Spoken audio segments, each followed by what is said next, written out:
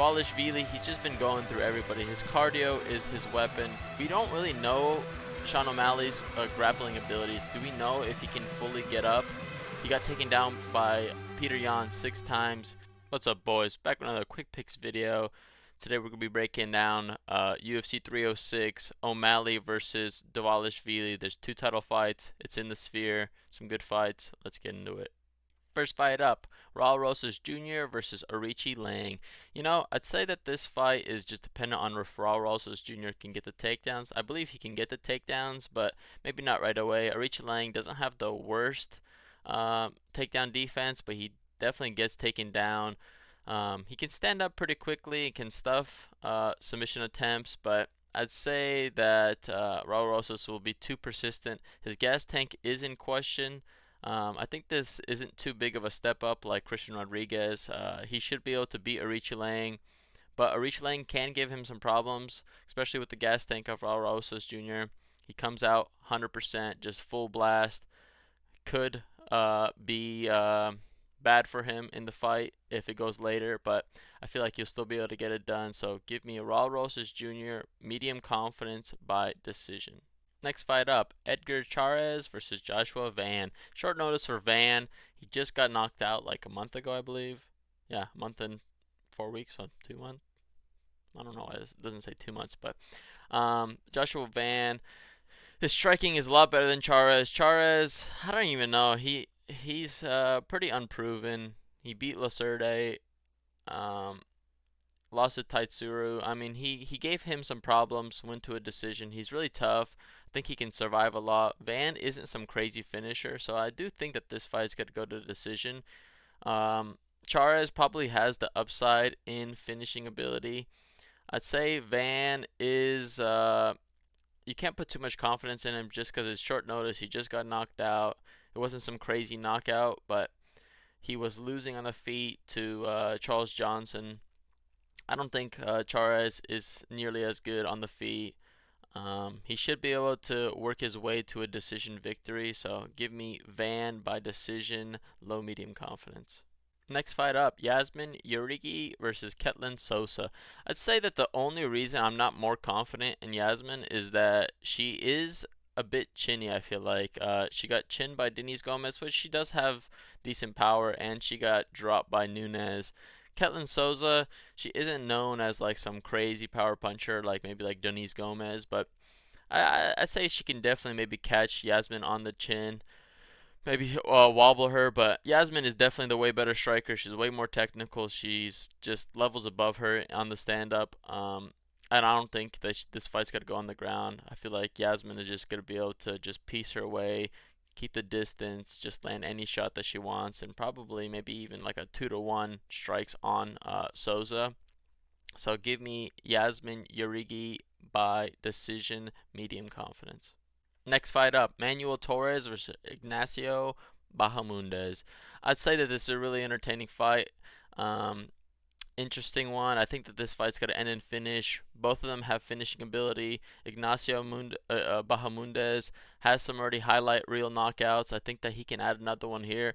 Torres, he pushes a pace. He has way more power, I'd say, than Bahamondes on with like striking power. Bahamondes, I feel like he's just a bit more technical.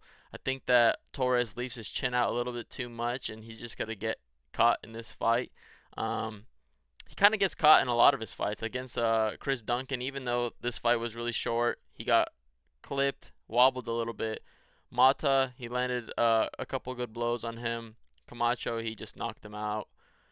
And I'd say that he just gets hit a little bit too much for my liking. And Bahamondes, I feel like he's just more technical than him. His kicks are really good. I feel like he'll be able to leg kick him, body kicks, head kick, and maybe even a head kick knockout here. But I favor Bahamondes slightly, so give me Bahamondes by first round knockout, low confidence.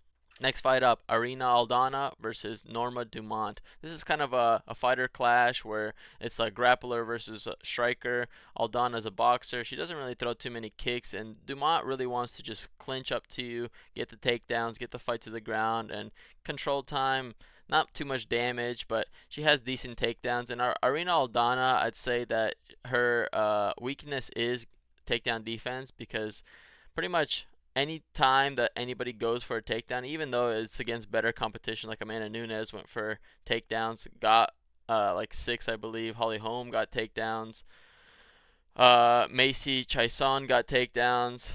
I'd say anybody really going for the takedowns or wanting the fight to the ground, it's probably gonna happen. So I favor Dumont being able to get the takedowns, get control time, and win more boring-ish decision. So give me Dumont by decision, low confidence. The main card opener, Ronaldo Rodriguez versus Ode Osbourne. I'd say that Rodriguez, he honestly is getting probably pushed, or I don't even know how people are believing in him. Against Bondar, he was getting pieced up.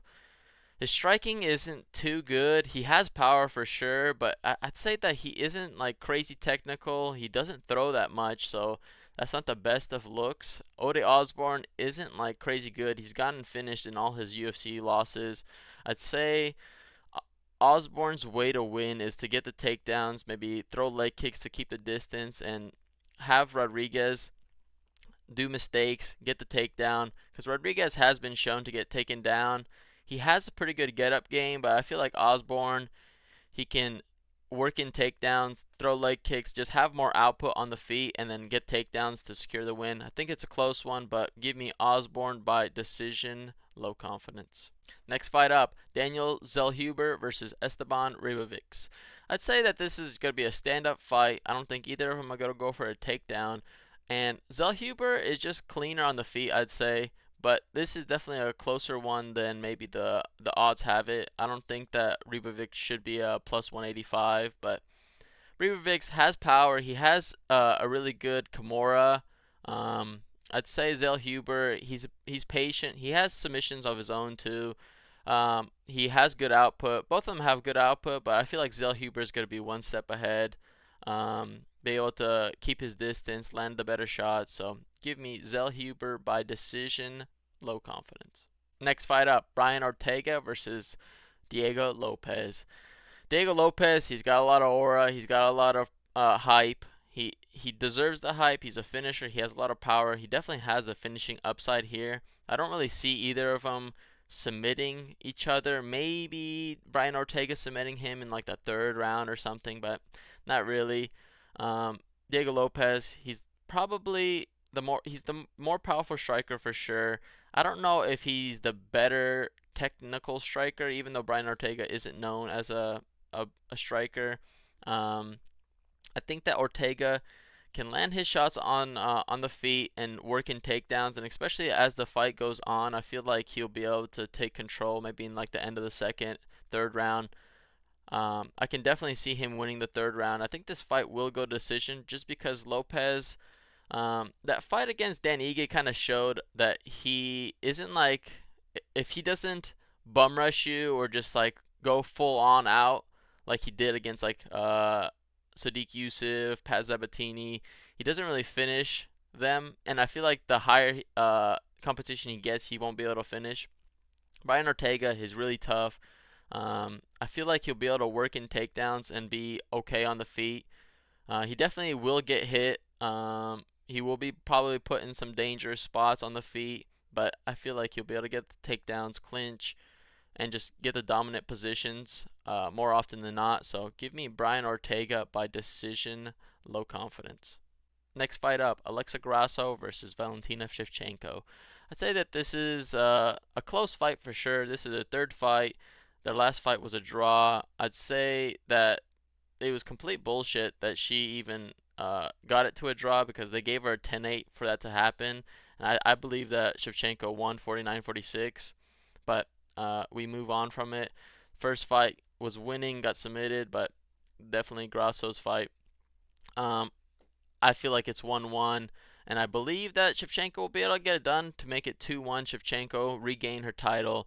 I feel like she'll be able to do the same thing she was doing in the first 2 fights. Stay on the feet, do well enough, and secure takedowns to favor yourself in the round. So I think Shevchenko, She's got more hunger. She's getting older, so this is kind of her last chance. So give me Shevchenko by decision, low medium confidence.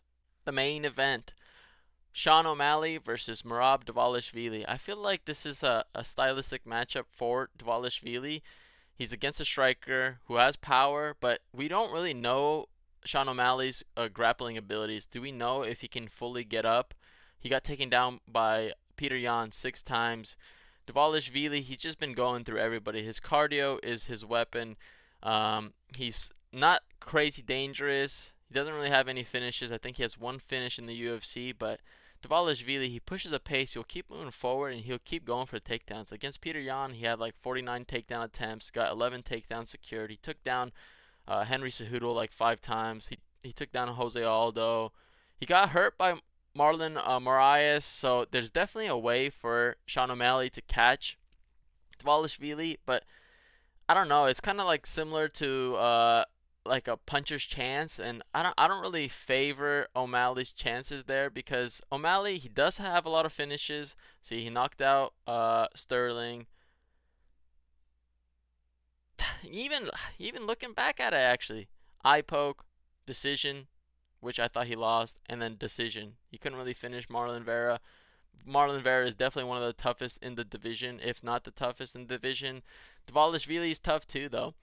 So I feel like he'll be able to eat his punches, keep working the takedowns, keep pushing the pace, keep him against the cage, and working takedowns. So give me Merab Dvalishvili by decision, low medium confidence.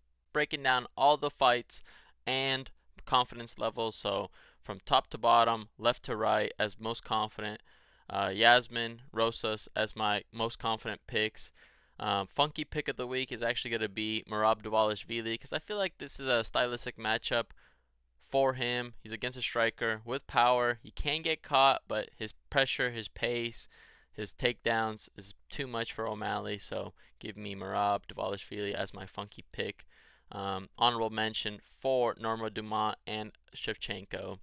My lock of the night is actually not going to be a money line. It's going to be Norma Dumont plus 3.5. I'm pretty confident in that hitting because that fight is most likely going to go to the decision. Aldana has some finishing ability, but I think this fight's going to go to decision. Dumont can work in takedowns, and I think that's going to be her plan, and that's probably her only way to victory. I don't think she's going to be able to outstrike Aldana, so give me Dumont plus 3.5 as my lock of the night. That's going to be my UFC 306 O'Malley versus Dvalishvili quick picks breakdown. Thanks for watching.